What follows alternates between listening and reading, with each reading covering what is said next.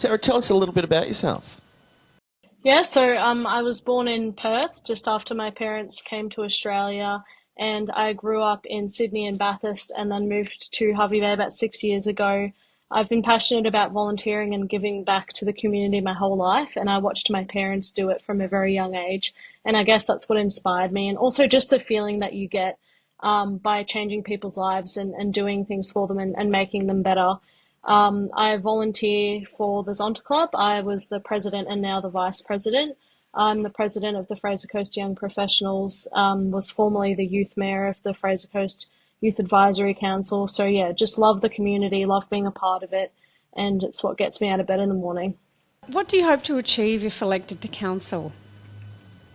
I think for me personally, there's my top five priorities if elected. The first one would be looking at our water security. I think we need to ensure adequate water supplies for the future of our growth, especially being one of the fastest growing regions in the southeast Queensland during COVID.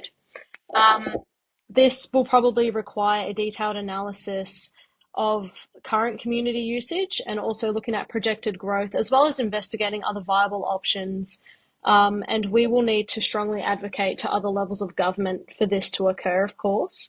The next thing that I'm really passionate about is sustainable development. So ensuring that the developments that we're approving as councillors encapsulate wildlife corridors, so that we're caring for our wildlife and not just building cardboard shoeboxes. Also ensuring that they have playgrounds, dog parks, amenities to ensure that interconnectivity within the community and to make sure that people are meeting their neighbours and connecting in that way. For me, I think all new housing developments should also consider rainwater tanks because we should be using that natural resource that we have, definitely, especially looking at the weather patterns that we've been having lately. Also, diverse types of housing. I've had a lot of people tell me that they don't need that four bedroom, two bathroom house, that they might be happy with maybe a smaller townhouse or an apartment or something when they're single or when they're double income, no kids. And, you know, to sort of really pursue that lifestyle where they don't have to be mowing lawns and things and they can be out enjoying their recreational time. As well as that, I'm passionate about ensuring that we have a strategic plan to retain young people and young families in the region to really secure that workforce. So having a median age of 51 means that we really need to focus on caring for those people that have come here to retire. And in that way, we need to ensure that we have that workforce there for them, that we're not losing all of our young uni students and our families to the bigger cities, because those people are our doctors, our nurses, our lawyers, our retail workers, our hospitality staff. They're the people that keep the economy going in harmony with the retired generation.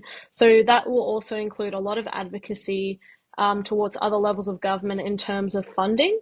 So to push our TAFE forward, to push our university forward, to ensure that our schools are achieving high standard education. So that's something I'm very passionate about and something I've already presented to council in community participation in one of the meetings. Another thing I'm passionate about is more transparency in decision making. So more community consultation that's further than just asking 200 people what they think. We need to be out there in the community. I think elected councillors shouldn't only door knock at election time. I think we should be doing that throughout. I personally went and visited some elderly people at Torbay Lifestyles, and the lady that had been living there for 13 years said that no elected representative had ever written to her, gone to her, or participated in anything before. And that to me was sad, but it also made me feel special because I had done that for her. But it was sad in that these people have worked their whole lives, they've paid their taxes, and they deserve to have their voice heard. And just because they live in a gated community, it doesn't mean that we should stop trying for them. So, you know, most of our communication in this modern day is done by technology, but we also have to remember that some of the elderly population can't get on technology. They miss all of those Facebook posts that most of us scroll throughout the day. So we need to be giving them those tangible items like newsletters and knocking on their door and going to talk to them in their spaces to make sure they're aware of what's happening in their community. And the last one, is just advocating for better public transport in the community, as we're seeing a lot of distress again, with young people and elderly people, people that don't have licenses or can't afford to have cars at the moment, aren't able to go to places. And you see suburbs like Riverheads, Burrell and things that aren't connected to the community because you just simply can't get anywhere there. And we really need to advocate for better bus transport timetables and, yeah, a change for that. In council, you'll need 5 other votes to achieve anything in the chambers. We're really keen to know what the best way is for you to be a team player and how you'll build trust with your fellow councillors. Yeah, certainly. I think in any sort of leadership position, it's always important to ensure that you're listening to the views of others around you, because you won't always know what's best. There's people around you that have been educated in different ways, and listening to each other and accepting that constructive criticism, which I think is something a lot of people struggle with, is very, very important to be a team player. It's about looking at what's most important to achieve the community and working out in which ways you can utilize your strengths to do that as a team. So, if I'm good at one thing, well, I'll try and focus on that. But if my colleague over there is good at better at me than the other thing, then of course I'll give that to them to run with. And it's just about having respect for one another as well. I think respect's a huge part of being in a team, and understanding that you're working with different personalities, people from all walks of life.